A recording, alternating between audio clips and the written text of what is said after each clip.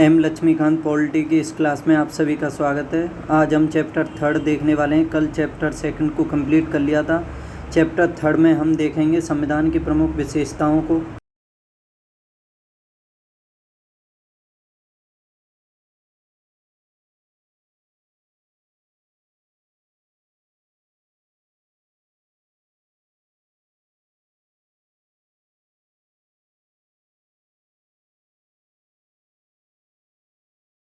सब कुछ देखने वाले हैं। इसके आर्टिकल अनुसूचियाँ भी इसी क्लास में देख लेंगे। और सबसे अधिक जो महत्वपूर्ण यानी इस क्लास में जो केंद्रित रहने वाली है, यह क्लास मुख्य रूप से इसकी विशेषताओं पर रहने वाली है। तो आज इसकी विशेषताओं के बारे में अच्छे से समझेंगे कि इसकी संविधान की क्या क्या विशेषताएं थीं, क्या क्या विशेषताएं हैं और मूल संविधान में क्या क्या प्रावधान थे, वर्तमान में क्या है, कितने आर्टिकल मूल संविधान में थे, कितने वर्तमान में हैं, ये सभी जानने वाले हैं। और कितने संविधान संशोधन हो चुके हैं, सब कुछ। तो मैं क्लास को स्टार्ट करने वाला हूँ। आप जानते हैं, अच्छे से पढ़ा होगा आपने कि जब संविधान को बनाया गया था तो उससे पहले भारतीय जो संविधान बनाने वाले थे उन्होंने काफ़ी देशों के संविधानों को पढ़ा, उन्हें अच्छे से जाना, उनके जो महत्वपूर्ण अच्छे तथ्य या प्रावधान लगे उन सभी का समावेश करके भारतीय संविधान के रूप से यह एक मसौदा गठित किया और उसको भारतीय संविधान बना दिया। तो इस हिसाब से आपसे कहना चाहूँगा कि एक संविधान जो भारत का बना वो अच्छी तरह से जांच पड़ताल करके सभी देशों के महत्वपूर्ण पॉइंटों को समझने के बाद बनाया गया था। लेकिन फिर भी कुछ आलोचक कहते हैं कि ये संविधान दूसरे संविधानों की कॉपी है और उनसे उधार लिया हुआ संविधान है। लेकिन मैं आपसे कहना चाहूँगा कि ऐसा कुछ भी नहीं है। ये संविधान जो बना है जो अच्छी बातें थी, कहते हैं ना, अच्छी बातें तो किसी की भी ले सकते हो, लेकिन उसे पहले जानना भी तो ज़रूरी होता है। वही हमारे जो संविधान बनाने वाले थे उन सभी ने किया। तो आपको बता दूं अच्छे से कि जो संविधान बना था यानी 1949 में जो पारित हुआ था संविधान, जो मूल संविधान था उसमें अब तक काफ़ी परिवर्तन हो चुके हैं। जैसे आपने देखा होगा कि संविधान संशोधनों के बारे में पढ़ा होगा, जैसे 7वां संविधान संशोधन, 42वां, कुल मिलाकर देखा जाए तो अब तक 105 संविधान संशोधन हो चुके हैं। और आपने यह भी पढ़ा होगा कि जब मूल संविधान था कि जो 1935 का भारत शासन अधिनियम था उससे भारत का 70% से अधिक संविधान भारत का 1935 से लिया गया है, यानी आयरलैंड के संविधान से प्रेरित है। तो इस हिसाब से समझ सकते हो ऐसे काफ़ी संविधान संशोधन हुए इसमें। जैसे 42वां संविधान है, एक महत्वपूर्ण संविधान संशोधन है 42वां। इसको संविधान का मिनी कॉन्स्टिट्यूशन भी कहा जाता है। और फिर एक 1973 का संविधान संशोधन हुआ, यानी केशवानंद भारती केस आया, उसमें संविधान का मूल ढांचा आपके सामने आया था।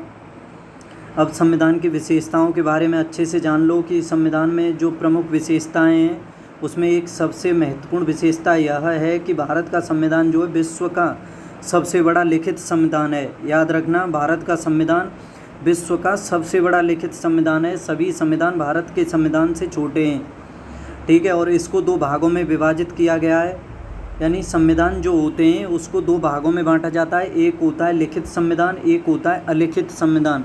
और भारत का संविधान जो है वो लिखित संविधान है, जैसे कि अमेरिका का भी संविधान लिखित है। लेकिन ब्रिटेन का जो संविधान है वो अलिखित है। ब्रिटेन का भले ही दुनिया का सबसे पहला संविधान है लेकिन वो अलिखित संविधान है। और अमेरिका का लिखित सबसे पहला संविधान अमेरिका का है और अलिखित सब यानी बिना लिखा हुआ संविधान सबसे पहला ब्रिटेन का है। आपने पढ़ा होगा कि 1215 में ब्रिटेन के महाराजा ने वहाँ की जनता के लिए कुछ अधिकार दिए थे जिन्हें मैग्ना कार्टा के नाम से जाना जाता है, मैग्ना कार्टा, ठीक है। तो वही ब्रिटेन के यानी संविधान मैग्ना कार्टा जो है वही संविधान कहलाता है उसका, इंग्लैंड का, लेकिन वो अलिखित हैं। और अमेरिका का सबसे पहला संविधान था जो लिखित था। फिर उसके बाद भारत का भी बना। भारत का सभी के हिसाब से देखा जाए तो भारत का सबसे बड़ा है, लेकिन सबसे पहला नहीं है, सबसे बड़ा है भारत का। सबसे पहला तो अमेरिका का हो गया।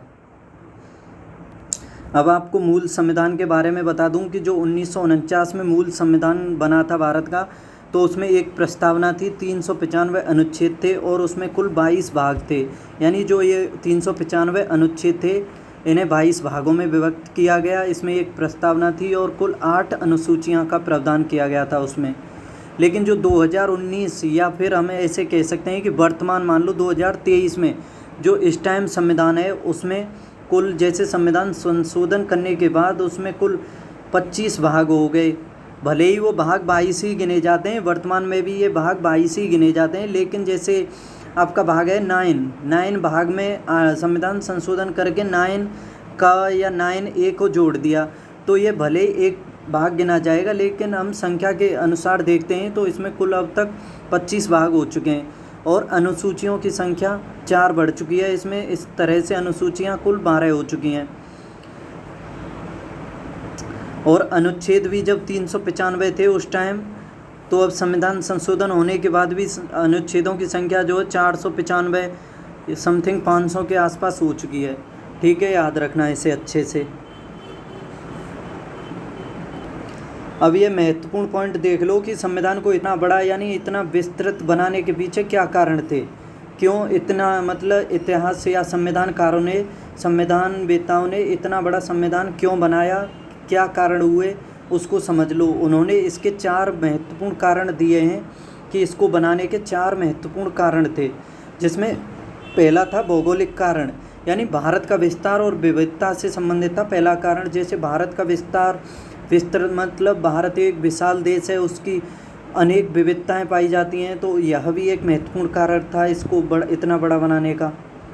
और दूसरा कारण है इसका ऐतिहासिक कारण कि इसके उदाहरण के रूप में भारत शासन अधिनियम 1935 के प्रभाव को देखा जा सकता है, और यह अधिनियम बहुत विस्तृत था, यानी इसे बनाने के लिए 1935 के प्रभाव को देखा जा सकता है, जो खुद अपने आप में एक बहुत ही बड़ा वो था, क्या बोलते हैं, अधिनियम था।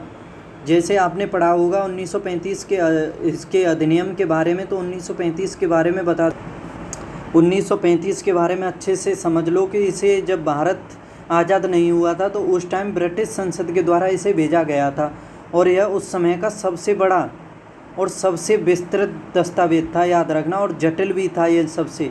और जो वर्तमान का संविधान है वो संविधान 70% इसी से लिया गया है। और ये जो 1935 का भारत शासन अधिनियम था, इसमें उस टाइम 10 तो अनुसूचियाँ थीं। अनुसूचियाँ भारत शासन अधिनियम 1935 में 14 भाग थे इसमें, और कुल 321 अनुच्छेद थे।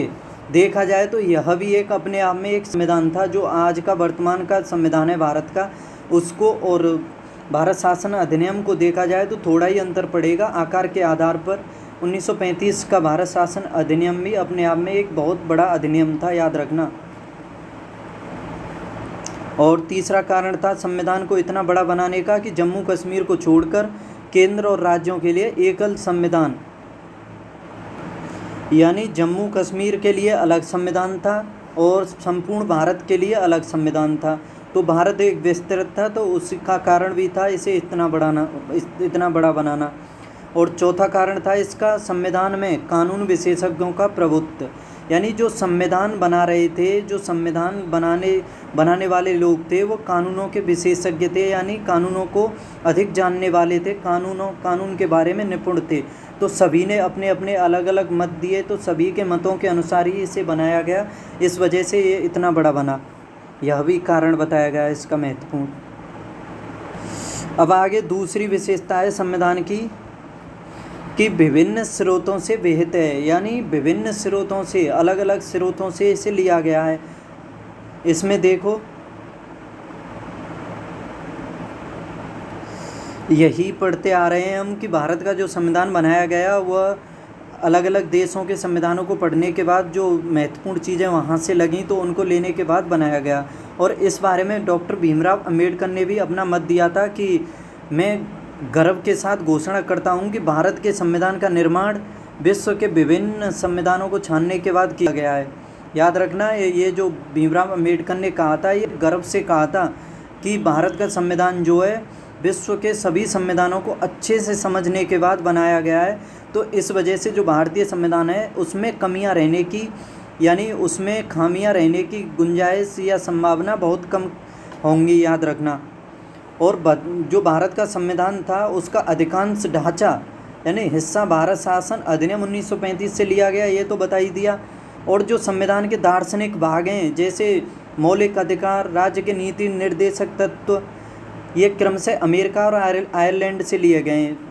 यानी अच्छे से समझ लो, जो मौलिक अधिकार हैं, मौलिक अधिकार तो अमेरिका के संविधान से लिए गए हैं, और राज्य के नीति निर्देशक तत्व ये आयरलैंड के संविधान से लिए गए हैं, याद रखना अच्छे से। और इसमें एक महत्वपूर्ण पॉइंट और देख लो कि भारतीय संविधान के राजनीतिक भाग जैसे कैबिनेट, सरकार का सिद्धांत, और कार्यपालिका और विधायिका के संबंध, इनका अधिकांश हिस्सा ब्रिटेन के संविधान से लिया गया है। जो संसदीय व्यवस्था है भारत की, वो ब्रिटेन की संसद पर आधारित है, याद रखना। जैसे उसमें भी उच्च सदन और निम्न सदन होते हैं, उसी तरह से भारतीय संसद में भी उच्च सदन और निम्न सदन होते हैं। और आगे ये सब बताऊंगा, जैसे कि कनाडा के संविधान से क्या लिया, अमेरिका, ऑस्ट्रेलिया, जर्मनी, ये अफ्रीका, जापान, इन सभी संविधानों से क्या क्या प्रावधान लिए गए इस संविधान में। और ये 1935 के बारे में महत्वपूर्ण पॉइंट देख लो कि संघीय व्यवस्था, न्यायपालिका, राज्यपाल, आपातकालीन अधिकार, लोक सेवा आयोग और अधिकतर प्रशासनिक विवरण 1935 से लिया गया, याद रखना। और संविधान के आधे से अधिक प्रावधान 1935 के अधिनियम के समान हैं या फिर उससे मिलते जुलते हैं। अब इसकी तीसरी विशेषता देखो संविधान की, कि नम्यता एवं अनम्यता का इसमें समन्वय है। यानी कैसे समझाऊं आपको, ऐसे समझ लो कि लचीलापन और कठोरता भारतीय संविधान में दोनों का समावेश है, यानी दोनों पाई जाती हैं। कठोरता भी है भारतीय संविधान में और लचीलापन भी है, लेकिन देखा जाए तो कठोर कम और लचीलापन अधिक है भारतीय संविधान में। लेकिन हम पूर्ण रूप से यह नहीं कह सकते हैं कि भारतीय संविधान लचीला है या भारतीय संविधान कठोर है। ना तो भारतीय संविधान कठोर है ना लचीला है, ठीक है, याद रखना। यह दोनों का समन्वय है, इसमें दोनों पाए जाते हैं, कठोरता भी और लचीलापन भी। अब ये समझ लो कि कठोर संविधान और लचीला संविधान किसे कहते हैं। जैसे इसमें कठोर या अनम्य संविधान उसे कहा जाता है जिसमें संशोधन करने के लिए विशेष प्रक्रिया की आवश्यकता होती है।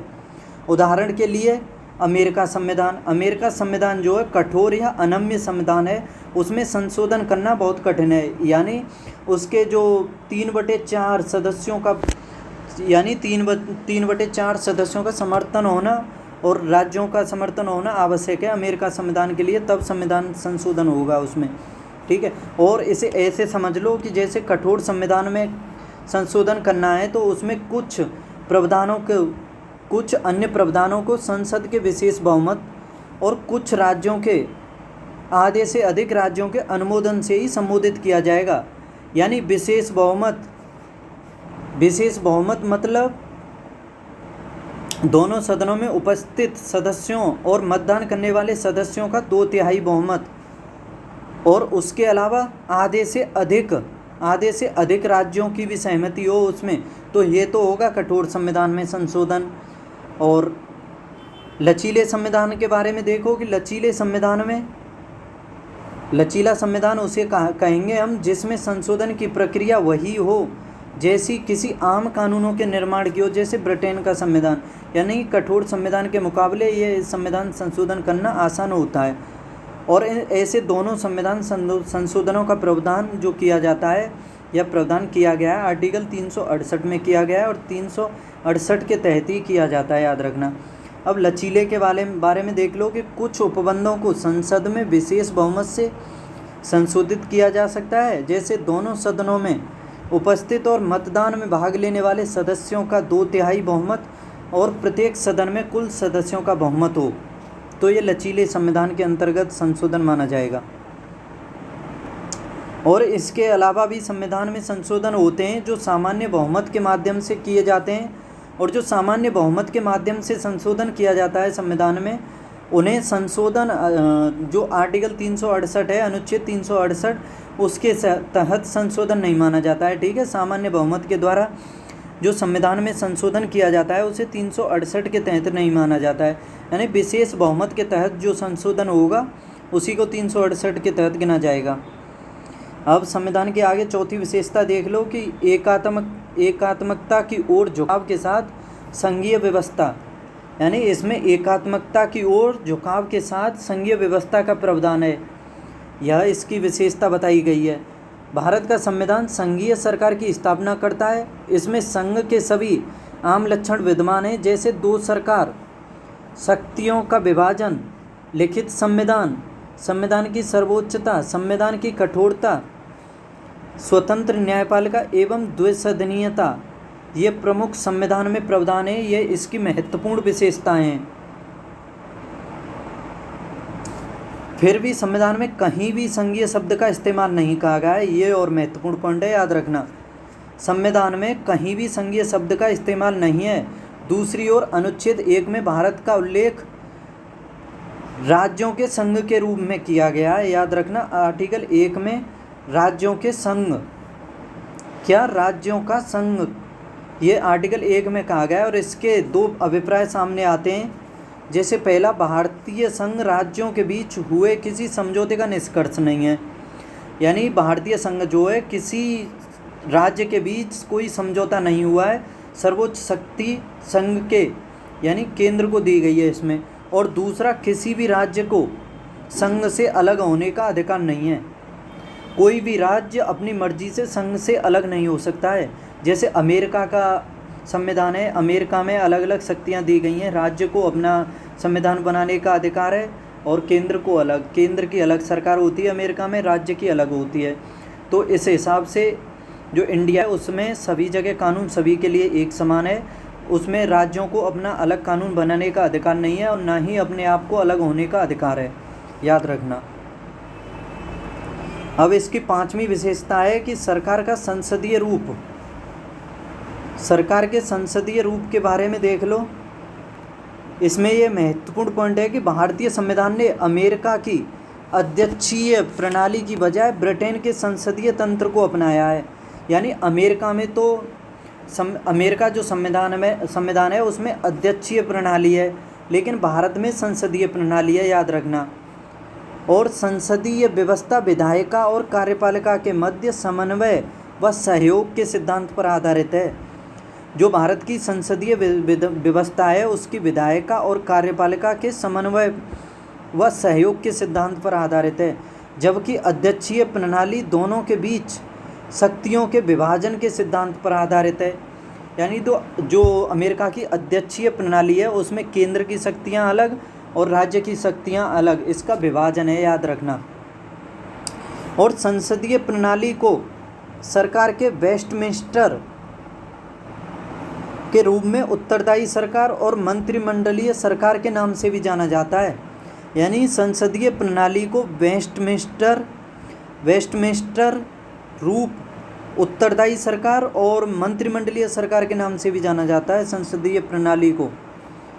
और भारत में संसदीय प्रणाली की कुछ विशेषताएं देख लो कि इसमें पहली विशेषता है कि वास्तविक व नाममात्र के कार्यपालकों की इसमें उपस्थिति है, यानी वास्तविक व नाममात्र के कार्यपालकों की।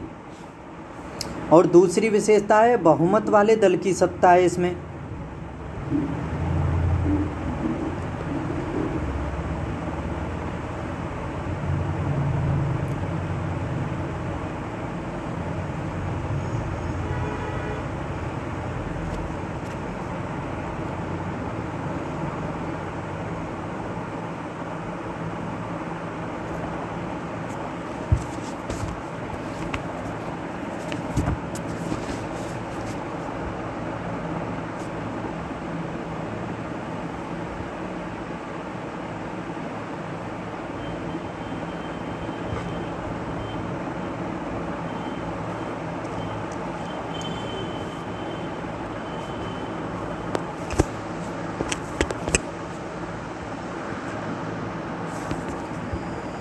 आपने इसको अच्छे से पढ़ा होगा संविधान में, जब राष्ट्रपति के बारे में पढ़ा होगा तो राष्ट्रपति में जो कार्यपालिका शक्तियाँ होती हैं वो सभी राष्ट्रपति में निहित होती हैं, लेकिन वास्तविक शक्तियों का प्रयोग और जो वास्तविक शक्तियाँ होती हैं वो प्रधानमंत्री के अंतर्गत होती हैं, ठीक है, उनका प्रयोग प्रधानमंत्री करता है। और बहुमत वाले दल की सत्ता होती है इसमें, यानी बहुमत वाला दल जो होता है उसी के पास पास सत्ता होती है उसी की सरकार होती है। और विधायिका के समक्ष कार्यपालिका की संयुक्त जवाबदेही होती है। जो विधायिका है यानी जो विधि बनाती है संसद, उसके समक्ष कार्यपालिका की संयुक्त जवाबदेही होती है। याद रखना, कार्यपालिका को जवाब देना होता है उसमें। संयुक्त कार्यपालिका की संयुक्त जवाबदेही। और विधायिका में मंत्रियों की सदस्यता, यह भी संसद की विशेषता है कि विधायिका में मंत्रियों की सदस्य, यानी जो विधायिका होती है उसमें मंत्री ही सदस्य, मंत्री सांसद ये सभी जो होते हैं, ये विधायिका में जो विधि बनाते हैं तो उसमें मंत्रियों की सदस्यता होती है। यानी विधायिका में, संसद में तो सांसद विधायक सभी होते हैं, लेकिन ये देखा जाए नहीं, संसद में तो ओनली विधायक वो सांसद होते हैं, और जो विधायिका होती है, विधायिका में ओनली मंत्री होते हैं, यानी जो विधि बनाते हैं, जो कैबिनेट मंत्री जो होते हैं वही होते हैं इस विधायिका में।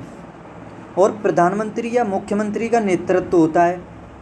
प्रधानमंत्री का नेतृत्व होता है लोकसभा में, और मुख्यमंत्री का होता है उसमें राज्य के अंतर्गत, यानी लोकसभा का तो अध्यक्ष लोकसभा अध्यक्ष होता है, लेकिन केंद्र पर नेतृत्व करता है प्रधानमंत्री, और राज्य के अंतर्गत नेतृत्व करता है मुख्यमंत्री। याद रखना, निचले सदन का विघटन हो सकता है, जैसे लोकसभा है निचला सदन, और राज्यों में है विधानसभा, तो इसका विघटन हो सकता है। और उच्च सदन है राज्यसभा, वो स्थायी सदन है, उसका विघटन नहीं हो सकता। ठीक है, याद रखना। एक महत्वपूर्ण पॉइंट ये देख लो कि भारतीय जो संसदीय प्रणाली है, भले ही वो ब्रिटिश संसद पर आधारित है, यानी जो भारतीय संसद की प्रणाली है वो भले ही ब्रिटिश संसद की प्रणाली पर आधारित हो, लेकिन इसमें भी मूलभूत अंतर है आपके सामने।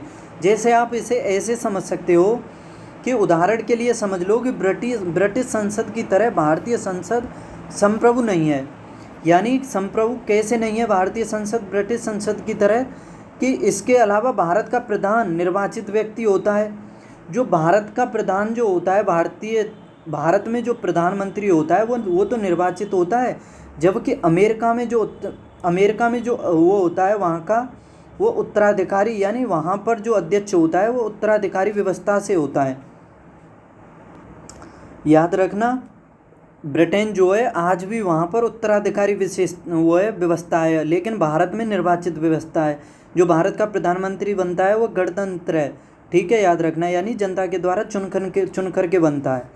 लेकिन आज के दौर में देखो तो आप यह समझोगे कि किसी भी संसदीय व्यवस्था में, चाहे वो भारत की हो अथवा ब्रिटेन की, प्रधानमंत्री की भूमिका अत्यंत महत्वपूर्ण हो गई है। जैसा कि राजनीति के जानकार उसे प्रधानमंत्री सरकार का नाम भी देते हैं। ठीक है, याद रखना। आगे छठी व्यवस्था है संविधान की कि संसदीय संप्रभुता एवं न्यायिक सर्वोच्चता में समन्वय, यानी संसदीय संप्रभुता में एवं न्यायिक सर्वोच्चता में समन्वय है भारत के अंतर्गत। अब इसमें ये और समझ लो महत्वपूर्ण पॉइंट कि संसद की संप्रभुता का नियम ब्रिटिश संसद से जुड़ा हुआ है। जो भारतीय संसद है उसकी संप्रभुता का नियम ब्रिटिश संसद से जुड़ा हुआ है, जबकि न्यायपालिका की सर्वोच्चता का सिद्धांत वो अमेरिका के सर्वोच्च न्यायालय से है। कह सकते हैं कि भारतीय जो न्यायालय है वो तो अमेरिका के न्यायालय पर आधारित है, और भारत की संसद ब्रिटिश की संसद पर आधारित है। और जिस प्रकार भारतीय संसदीय प्रणाली ब्रिटिश प्रणाली से भिन्न है, ठीक उसी प्रकार भारत में सर्वोच्च न्यायालय की न्यायिक समीक्षा शक्ति भी अमेरिकी सर्वोच्च न्यायालय से कम है। याद रखना, जो भारत के सर्वोच्च न्यायालय की न्यायिक समीक्षा की शक्ति है वो अमेरिका के न्यायालय की समीक्षा की शक्ति है उससे कम है। और भारत की जो संसदीय प्रणाली है वो ब्रिटिश प्रणाली से भिन्न है, क्योंकि अमेरिकी संविधान में विधि की नियत प्रक्रिया का प्रावधान है, जबकि भारतीय संविधान में विधि द्वारा स्थापित प्रक्रिया का प्रावधान है। यानी जो अमेरिकी संविधान है उसमें विधि की नियत प्रक्रिया का प्रावधान है, और भारत में विधि द्वारा स्थापित प्रक्रिया का संविधान है। समझ पा रहे होगे, मुझे उम्मीद है, इस वर्ड को, कि विधि की नियत प्रक्रिया और विधि द्वारा स्थापित प्रक्रिया, जैसे आर्टिकल 21 में दिया हुआ है इसके बारे में। अब ये और देख लो महत्वपूर्ण पॉइंट कि संविधान की और विशेषता अच्छे से समझ लो कि एक और जहां सर्वोच्च न्यायालय अपनी न्यायिक समीक्षा की शक्तियों के तहत संसदीय कानूनों को असंवैधानिक घोषित कर सकता है, यानी संसद कोई अधिकार बनाती है या कोई कानून पारित करके बनाती है तो उसे सर्वोच्च न्यायालय अपनी न्यायिक समीक्षा के द्वारा यानी उसे निरस्त घोषित कर सकता है, याद रखना, उसे असंवैधानिक कर सकता है। वहीं दूसरी ओर संसद अपनी संवैधानिक शक्तियों के बल पर संविधान के बड़े से बड़े भाग को भी संशोधित कर सकती है। ठीक है, तो ये देखा जाए तो एक चक्र सा बन गया है कि ना तो संसद कोई ऐसा कानून बना सकती है जो न्यायालय की न्यायिक समीक्षा का हनन करे, और संसद अपने आप में यह भी स्वतंत्र है कि वह संविधान के किसी भी बड़े से बड़े भाग को संशोधित कर सकती है, बस मूल ढांचे को ध्यान में रख करके।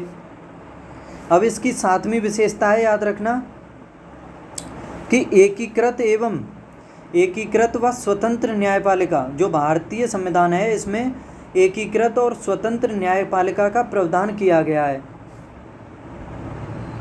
भारतीय संविधान में एक ऐसी न्यायपालिका की स्थापना करता है जो अपने आप में एकीकृत होने के साथ स्वतंत्र है। भारत की न्याय व्यवस्था में सर्वोच्च न्यायालय शीर्ष है, उसके नीचे राज्य स्तर व उच्च न्यायालय हैं। राज्यों में उच्च न्यायालय के नीचे क्रमवार अधीनस्थ न्यायालय जैसे जिला अदालत व अन्य निचली अदालतें हैं। सबसे ऊपर है सर्वोच्च न्यायालय, उसके नीचे है आपका उच्च न्यायालय, उसके नीचे जिला न्यायालय, उसके नीचे निचली अदालतें, इस तरह से क्रम है। लेकिन सर्वोच्च शक्ति सर्वोच्च न्यायालय के अधीन, याद रखना। आगे फिर इसके आठवीं विशेषता देख लो, मौलिक अधिकारों का प्रावधान है इसमें, यानी संविधान के तीसरे भाग में 6 मौलिक अधिकारों का प्रावधान किया गया है। जो मूल अधिकार था उसमें कुल 7 मौलिक अधिकार थे, लेकिन 44वां संविधान संशोधन हुआ था, उसके द्वारा संपत्ति के अधिकार को मूल अधिकार से हटा करके विधिक अधिकार बना दिया और उसका प्रावधान अब कर दिया गया है 300 आर्टिकल 300A में, याद रखना 300A में संपत्ति के अधिकार को विधिक अधिकार बना दिया गया है 44वें संविधान संशोधन। जैसे ये 6 मौलिक अधिकार हैं, इन्हें देख लो अच्छे से कि पहला समानता का अधिकार है, इसका प्रावधान है 14 से 18 तक। अच्छे से पढ़े होंगे, याद भी होंगे, कर लो, अगर नहीं है तो इससे संबंधित कुछ क्वेश्चन आते रहते हैं, 2 4 5 बार रिवाइज करो, अच्छे से अपने आप याद हो जाएंगे। और स्वतंत्रता का अधिकार है आर्टिकल 19 से 22 तक। इसके बाद तीसरा है शोषण के विरुद्ध अधिकार। शोषण के विरुद्ध अधिकार है 23 और 24 के अंतर्गत, जैसे बलपूर्वक कार्य कराना या बाल श्रम, ये उससे संबंधित है, आपने पढ़ा होगा। धार्मिक स्वतंत्रता का अधिकार आर्टिकल 25 से 28 तक, और सांस्कृतिक व शिक्षा का अधिकार 29 और 30, और संवैधानिक उपचारों का अधिकार ये आर्टिकल 32 में है। और 32 के बारे में बता दूं, इसी को आर्टिकल 32 को ही जो भीमराव अम्बेडकर हुए हैं उनके द्वारा इसे संविधान की आत्मा कहा गया है, याद रखना। संवैधानिक उपचारों का अधिकार है आर्टिकल 32, और इसी को संविधान का रक्षक भी कहा जाता है आर्टिकल 32 को, और इसी को भीमराव अम्बेडकर के द्वारा संविधान की आत्मा कहा गया है, याद रखना।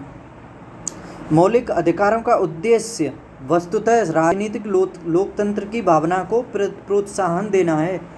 जो मौलिक अधिकारों का प्रावधान करने का उद्देश्य है भारतीय संविधान में, राजनीतिक लोकतंत्र की भावना को प्रोत्साहन देना है। यह कार्यपालिका और विधायिका के मनमाने कानूनों पर निरोधक की तरह कार्य करती है, यानी कार्यपालिका और विधायिका अगर मनमाने ढंग से कानून या कोई कार्य करती हैं तो उस पर प्रतिबंध लगाने का कार्य करते हैं ये मौलिक अधिकार। और इनके उल्लंघन की स्थिति में हमें सर्वोच्च न्यायालय में जाने का अधिकार है, याद रखना। सर्वोच्च न्यायालय में डायरेक्ट जा सकते हैं, और इनके लिए सर्वोच्च न्यायालय के द्वारा रिटें जारी की जा सकती हैं, जैसे बंदी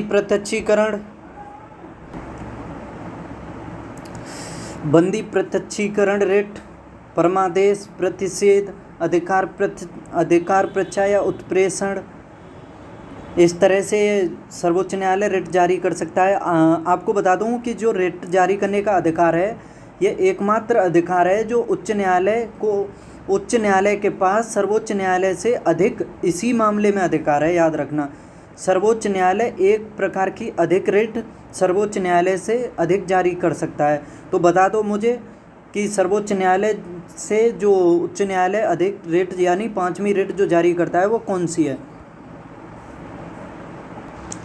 5वीं नहीं, 6वीं। 5 प्रकार की तो सर्वोच्च न्यायालय जारी करता है और 6 प्रकार की करता है उच्च न्यायालय।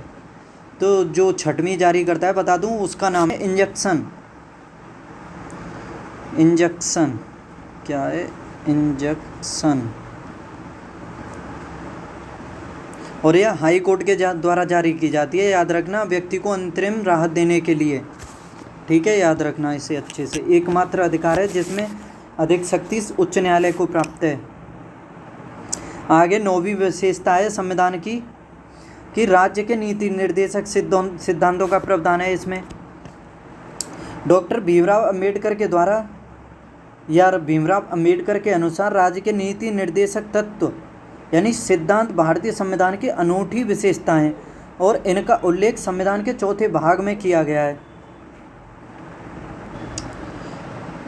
अच्छे से समझ लो कि भीमराव अंबेडकर के अनुसार राज्य के नीति निर्देशक सिद्धांत भारतीय संविधान की अनूठी विशेषता है और इसका उल्लेख संविधान के 4थे भाग में आर्टिकल 36 से लेकर के 51 तक किया गया है।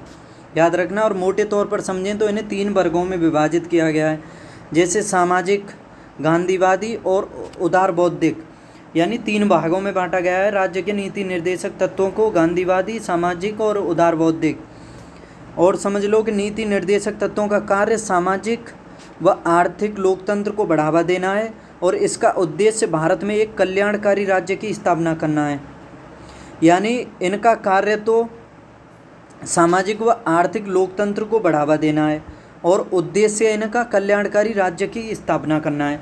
कार्य सामाजिक व आर्थिक लोकतंत्र को बढ़ावा देना, कार्य सामाजिक व आर्थिक लोकतंत्र को बढ़ावा देना और उद्देश्य कल्याणकारी राज्य की स्थापना करना। याद रखना अच्छे से। और बता दूं इसमें अच्छे से एक चीज़ और समझ लो कि इनके खिलाफ हम न्यायालय में नहीं जा सकते हैं, यानी ये वाद योग्य नहीं है, अवाद योग्य हैं। याद रखना, जो मौलिक अधिकार हैं उनका हनन होता है तो उनके खिलाफ तो हम न्यायालय में जा सकते हैं, लेकिन मौलिक अधिकारों के खिलाफ, राज्य के नीति निर्देशों के खिलाफ हम न्यायालय में नहीं जा सकते। अब ये केस देखो, मिनर्वा मिल्स मामला है ये 1980 का। इसमें सर्वोच्च न्यायालय ने कहा था कि भारतीय संविधान की नींव मौलिक अधिकारों और नीति निर्देशक सिद्धांतों के संतुलन पर रखी है। पूछा जा सकता है क्वेश्चन में कि संविधान में किस वाद में कहा गया था कि जो भारतीय संविधान है उसकी नींव यानी मौलिक अधिकारों और नीति निर्देशक सिद्धांतों के संतुलन पर रखी गई है। पूछा जा सकता है कि संविधान की नींव जो है मौलिक अधिकारों और नीति निर्देशक सिद्धांतों के संतुलन पर रखी गई है, ऐसा किस वाद में कहा गया था? तो याद रखना, मिनर्वा मिल्स मामला है 1980 का, इसमें कहा गया था। आगे 10वीं विशेषता देखो संविधान की कि इसमें मौलिक कर्तव्यों का प्रावधान किया गया है। मौलिक कर्तव्यों के बारे में बता दूं कि जब मूल संविधान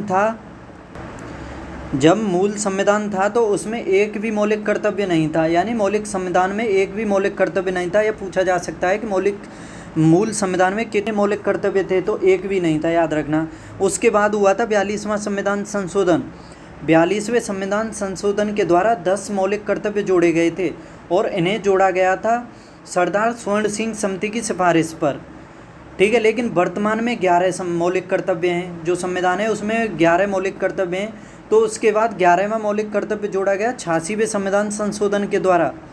याद रखना, किसके द्वारा? 86वें संविधान संशोधन के द्वारा, जो 2002 में हुआ था उसके द्वारा जोड़ा गया था। और इसी के तहत प्रावधान किया गया था कि माता पिता और अभिभावकों का कर्तव्य होगा कि अपने बच्चों को प्राथमिक अनिवार्य शिक्षा देंगे। ठीक है, दिलाएंगे या देंगे। यानी माता पिता और अभिभावकों का कर्तव्य होगा कि अपने बच्चों को अनिवार्य शिक्षा यानी प्राथमिक अनिवार्य शिक्षा का उपबंध कराना या उन्हें दिलाना अभिभावक और माता पिता का कर्तव्य होगा 11वें मौलिक कर्तव्य के अनुसार।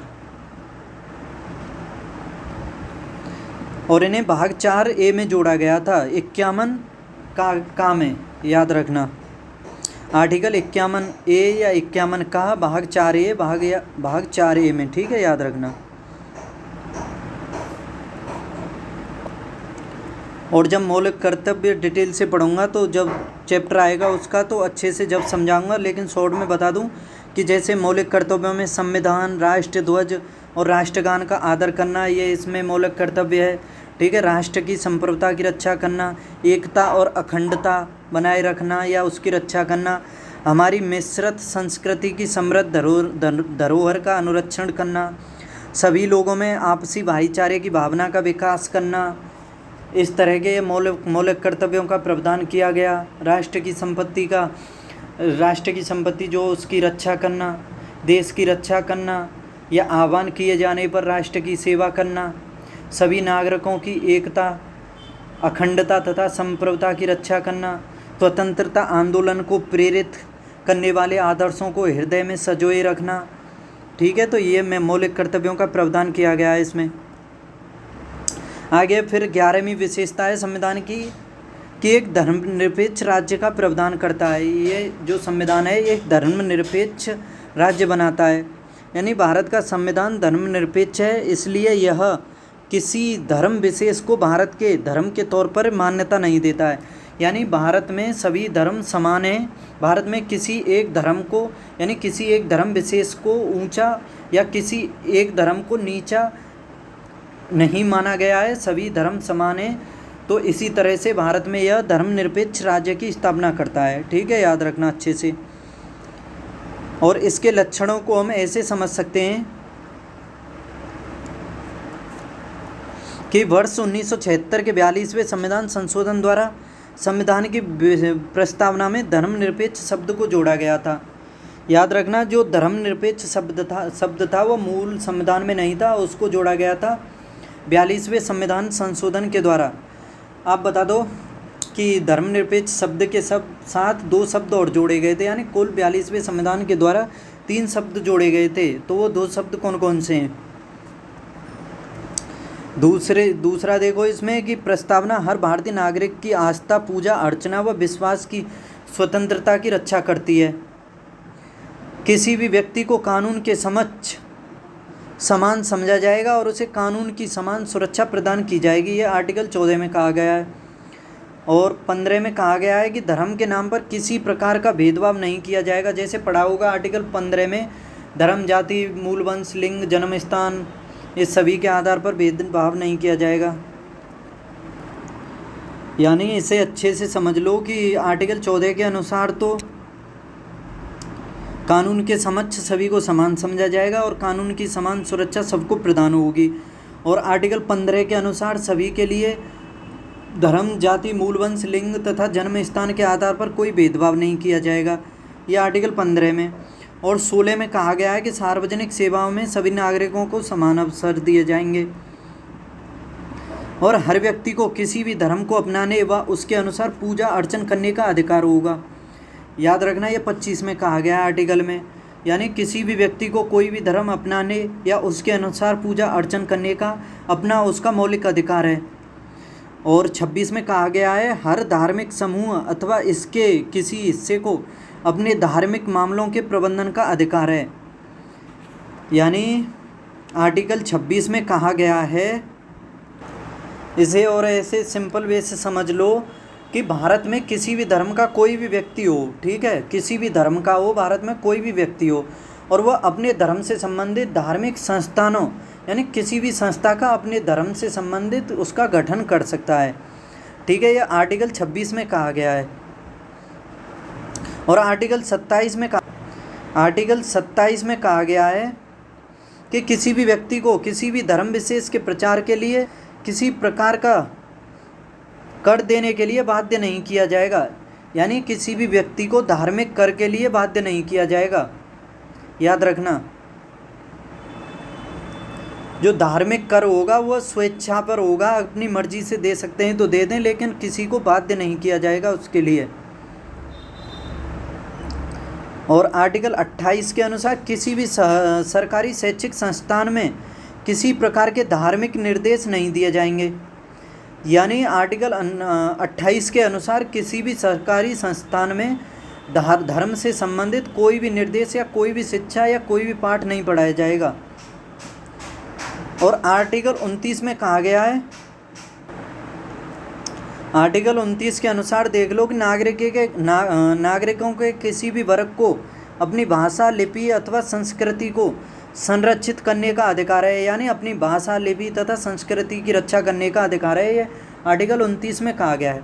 अब ये आर्टिकल 28 का अपवाद देख लो। 30 जैसे आर्टिकल 30 में कहा गया था कि किसी भी सरकारी संस्थान में कोई धार्मिक शिक्षा नहीं दी जाएगी, लेकिन आर्टिकल 30 में कहा गया है कि अल्पसंख्यकों के द्वारा अल्पसंख्यक चाहे तो अपने धर्म की शिक्षा दे सकते हैं। ठीक है, यह आर्टिकल 30 में कहा गया है।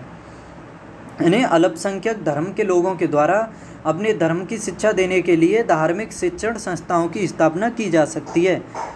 सिंपल वे समझ लो कि केवल अल्पसंख्यकों के द्वारा अपने धर्म की शिक्षा देने के लिए धार्मिक शिक्षण संस्थानों की शिक्षा की जा सकती है, जो बहुसंख्यक हैं उनके द्वारा नहीं। और आर्टिकल 44 देख लो कि सभी नागरिकों के लिए समान नागरिक संहिता बनाने के लिए प्रयास करेगा। यानी और ऐसे सिंपल वे समझो, आर्टिकल 44 के अनुसार राज्य का कर्तव्य होगा, यानी ये मौलिक कर्तव्यों में आता है आर्टिकल 44। देख लो जल्दी में क्या बोल जाता हूँ, मौलिक कर्तव्य नहीं, वो राज्य के नीति निर्देशक तत्वों में आता है। तो आर्टिकल 44 के अनुसार राज्य का कर्तव्य होगा कि वह भारत के यानी भारत संघ के प्रत्येक राज्य यानी प्रत्येक या फिर सभी क्षेत्रों में समान नागरिक संहिता को लागू करेगा। यानी समान नागरिक संहिता यानी कॉमन सिविल कोड CCC लागू करेगा। यह आर्टिकल 44 के अनुसार प्रावधान किया गया है। और देख लो इसमें कि धर्मनिरपेक्षता की पश्चिमी अवधारणा यानी धर्म जैसे चर्च और राज्य जैसे राजनीतिक के बीच पूर्ण अलगाव रखती है। यानी धर्मनिरपेक्षता की पश्चिमी अवधारणा धर्म और राज्य के बीच पूर्ण अलगाव रखती है, और धर्मनिरपेक्षता की यह नकारात्मक अवधारणा भारतीय परिवेश में लागू नहीं होती है। यानी धर्मनिरपेक्षता के लिए जो पश्चिमी अवधारणा है वो धर्म और राज्य के बीच दूरियां रखती है, यानी अलगाव रखती है। और धर्मनिरपेक्षता की यह नकारात्मक अवधारणा भारतीय परिवेश में लागू नहीं होती है, क्योंकि यहाँ पर समाज बहुधर्मीवादी है। ठीक है, याद रखना, भारत में जो पश्चिमी अवधारणा वो भारत में नहीं चलती है, क्योंकि यहाँ पर समाज बहुधर्मवादी है, यहाँ बहुत अधिक धर्म हैं। और 12वीं विशेषता है संविधान की सार्वभौम वयस्क मताधिकार, यानी सभी को मत देने का अधिकार है यहाँ पर। और समझा दूँ अच्छे से, जो सार्वभौम वयस्क मताधिकार है इसे अच्छे से समझ लो कि भारत क्षेत्र का या भारत में रहने वाला हर वो व्यक्ति जिसकी उम्र 18 वर्ष से अधिक है और भारत का नागरिक है, उसे धर्म, जाति, लिंग, साक्षरता अथवा संपदा इत्यादि के आधार पर कोई भी भेदभाव किए बिना मतदान करने का अधिकार है। और वर्ष 1989 में 61वें संविधान संशोधन के द्वारा जो 89 में संविधान संशोधन हुआ था, 61वें संविधान संशोधन अधिनियम 1988 के द्वारा मतदान करने की उम्र 21 वर्ष से घटा करके 18 वर्ष कर दी गई थी। ठीक है, याद रखना इसे अच्छे से। 61वें संविधान संशोधन के द्वारा 21 से घटा करके 18 वर्ष कर दी गई थी मतदान करने की आयु। 13वीं विशेषता है संविधान की एकल नागरिकता। भारत में एकल नागरिकता का प्रावधान है। यद्यपि भारतीय संविधान फेडरल है और 2 लक्षणों एकल व संघीय का प्रतिनिधित्व करता है, मगर इसमें केवल एकल नागरिकता का प्रावधान है, अर्थात भारतीय नागरिकता। यहाँ पर ओनली भारतीय नागरिकता चलती है। दूसरी तरफ देखें तो अमेरिका में देखो, जैसे देशों में अमेरिका जैसे देशों में दोहरी नागरिकता का प्रावधान है, याद रखना, क्योंकि देश की नागरिकता होती है वहाँ पर और जिस राज्य में रहते हैं उस राज्य की भी नागरिकता होती है। इसलिए वहाँ पर 2 समूहों का लाभ उठाते हैं वो, पहला राष्ट्रीय सरकार द्वारा प्रदत्त और दूसरा राज्य सरकार द्वारा।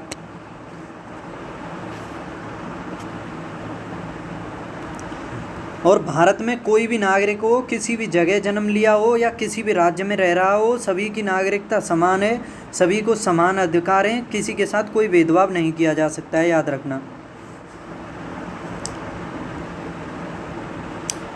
इसकी संविधान की 14वीं विशेषता है कि स्वतंत्र निकाय है। यहाँ पर जो न्यायपालिका है वो अपने आप में स्वतंत्र है, यानी भारतीय संविधान न केवल विधायिका, कार्यपालिका व सरकार, केंद्र और राज्य तथा न्यायिक अंग ही उपलब्ध कराता है, बल्कि यह कुछ स्वतंत्र निकायों की स्थापना भी करता है।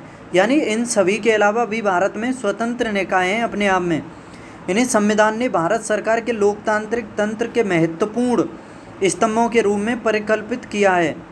ऐसे कुछ स्वतंत्र निकाय आपके सामने हैं, जैसे संसद तथा राज्य विधानसभाओं, भारत के राष्ट्रपति और भारत के उपराष्ट्रपति के लिए स्वतंत्र और निष्पक्ष चुनाव सुनिश्चित करने हेतु निर्वाचन आयोग, यानी निर्वाचन आयोग एक स्वतंत्र निकाय है अपने आप में। और देख लो CAG के बारे में, देख लो राज्य और केंद्र सरकार के खातों के अंकेक्षण के लिए भारत का नियंत्रण और मालिका परीक्षक, यानी CAG ये जनता के पैसों के संरक्षक होते हैं और सरकार द्वारा किए गए खर्चों की वैधानिकता और उनके उचित होने पर टिप्पणी करते हैं। संघ लोक सेवा आयोग, राज्य लोक सेवा आयोग, ये सभी स्वतंत्र निकाय हैं। आगे 15वीं विशेषता देख लो, आपातकालीन प्रावधान किए गए हैं संविधान में। इनसे प्रभावशाली ढंगों से निपटने के लिए भारतीय संविधान में राष्ट्रपति के लिए वृहद आपातकालीन प्रावधानों की व्यवस्था है। इन प्रावधानों को संविधान में शामिल करने का उद्देश्य देश की संप्रभुता, एकता, अखंडता और सुरक्षा, संविधान एवं देश के लोकतांत्रिक ढांचे को सुरक्षा प्रदान करना है। और संविधान में 3 प्रकार के आपातकालीन प्रावधानों का प्रावधान किया गया है, आपने पढ़ा होगा। जैसे पहला है इसमें आपातकालीन प्रावधान की राष्ट्रीय आपातकाल, जिसका आर्टिकल 352 में प्रावधान किया गया है राष्ट्रीय आपातकाल का। और दूसरा है राष्ट्रपति शासन या राज्य में आपातकाल, ये आर्टिकल 356 में है, या केंद्र के निर्देशों का अनुपालन करने में असफलता होने पर इसे लगाया जाता है। और तीसरा है वित्तीय आपातकाल, इसका अनुच्छेद 360 में प्रावधान है। लेकिन इम्पोर्टेंट पॉइंट बता दूं, आज तक एक भी बार वित्तीय आपातकाल भारत में नहीं लगा है, याद रखना। अब 16वीं विशेषता देख लो इसकी कि यह त्रिस्तरीय सरकार का प्रावधान करता है भारत में। आपने पढ़ा होगा जब मूल संविधान था तो उसमें ओनली 2 स्तरीय राज्य व्यवस्था का प्रावधान था, केंद्र और राज्य का। लेकिन वो संविधान संशोधन हुआ था 1952 में, 53वां और 74वां, वो 73वां और 74वां। तो इसके द्वारा 3 स्तरीय पंचायतों या नगर पालिकाओं को जोड़ा गया था, यानी स्थानीय सरकार का प्रावधान किया गया था। तो इस तरह से अब हम कह सकते हैं कि भारतीय संविधान में त्रिस्तरीय सरकार का प्रावधान है, ठीक है, याद रखना। आगे 17वीं विशेषता है इसकी सहकारी समितियों का प्रावधान। सहकारी समितियों का प्रावधान मूल संविधान में तो नहीं था, इसका प्रावधान किया गया 97वें संविधान संशोधन 2011 के द्वारा। और बता दूं इसका जो भाग में जोड़ा गया था, जैसे भाग 9 में पंचायत, 9A में नगर पालिकाएँ, 9B में जोड़ा गया इन्हें सहकारी समितियों को, याद रखना। अब इससे संबंधित कुछ आर्टिकल हैं ये और देख लो। आर्टिकल 19 के बारे में कि इसने सहकारी समिति गठित करने के अधिकार को मौलिक अधिकार बना दिया, यानी आर्टिकल 19 में इसका प्रावधान कर दिया और इस तरह से सहकारी समिति एक मौलिक अधिकार बन गया।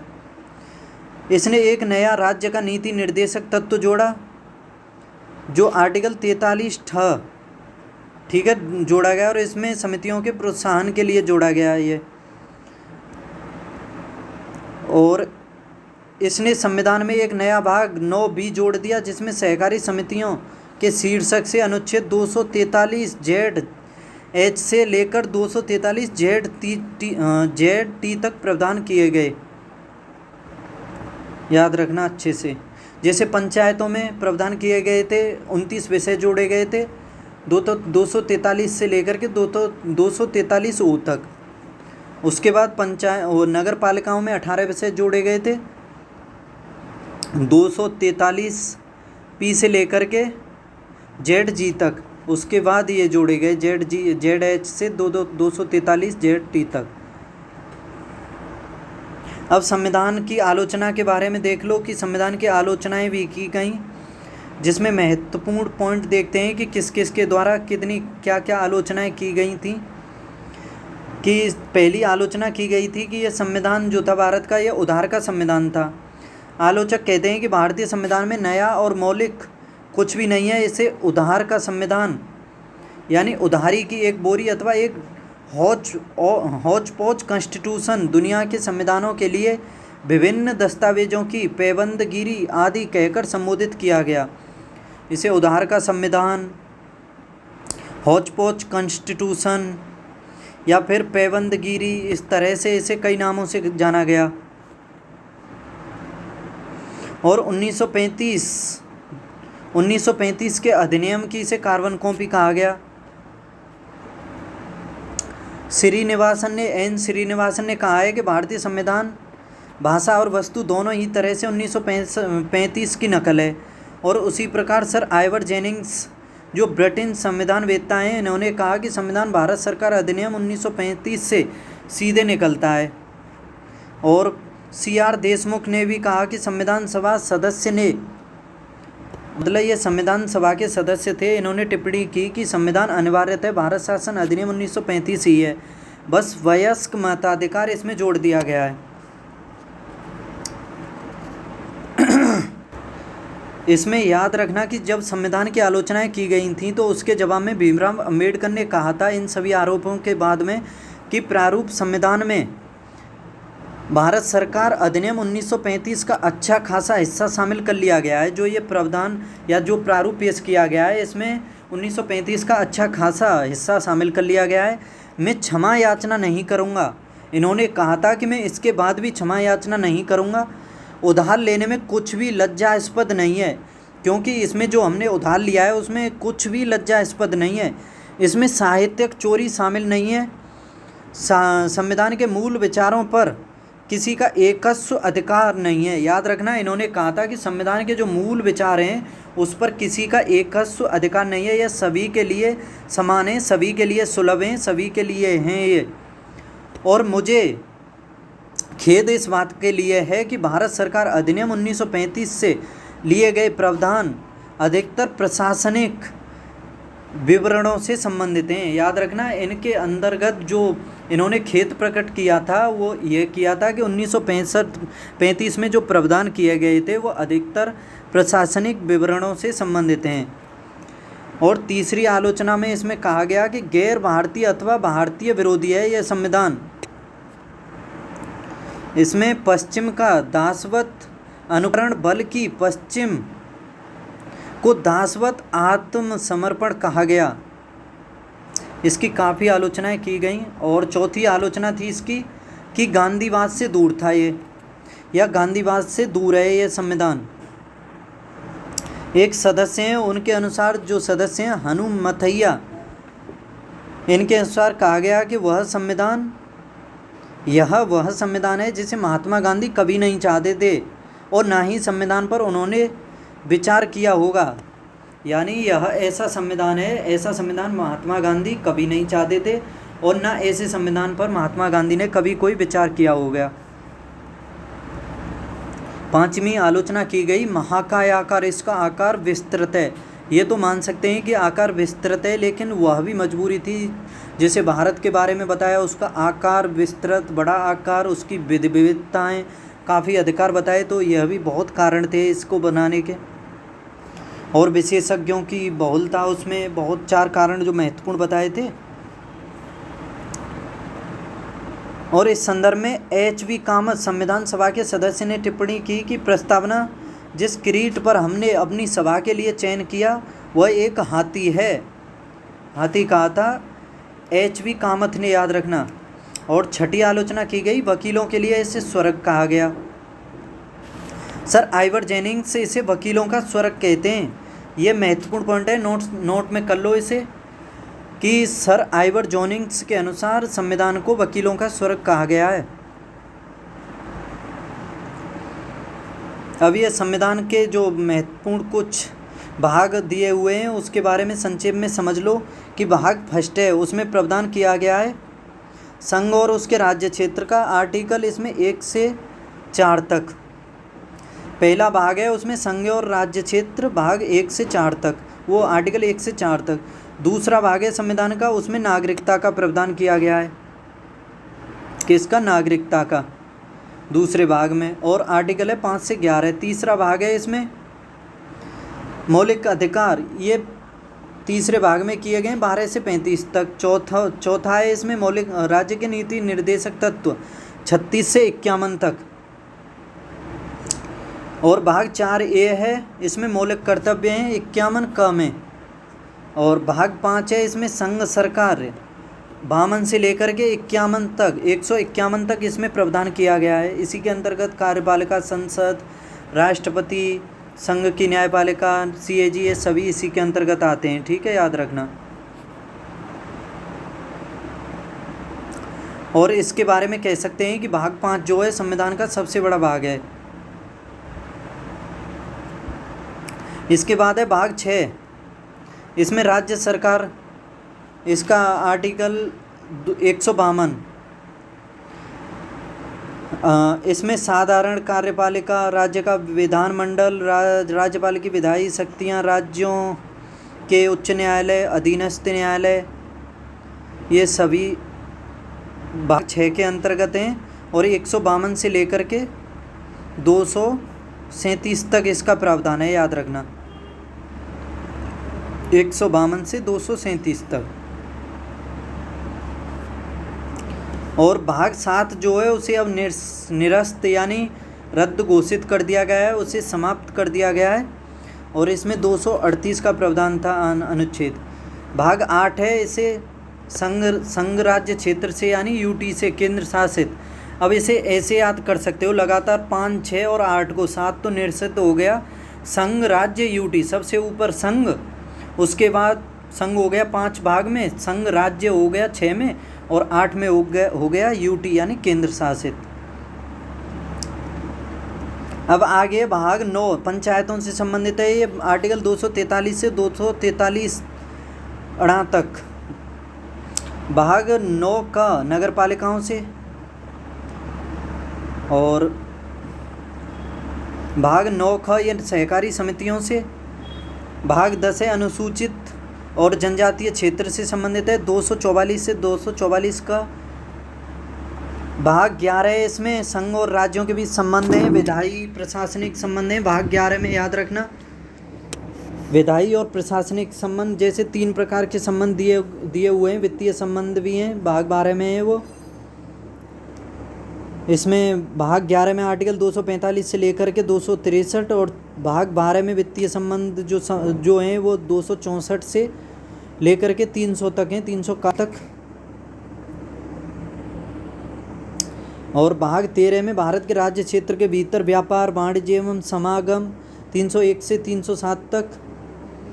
भाग 14 में संघ और राज्यों के बीच अधीन सेवाएं 308 से 323 तक। जो लोक सेवाएं हैं वो भी भाग 14 में है, ये सभी। भाग 14 का में देखो अधिकरण, इसमें आर्टिकल 323 का और खा है।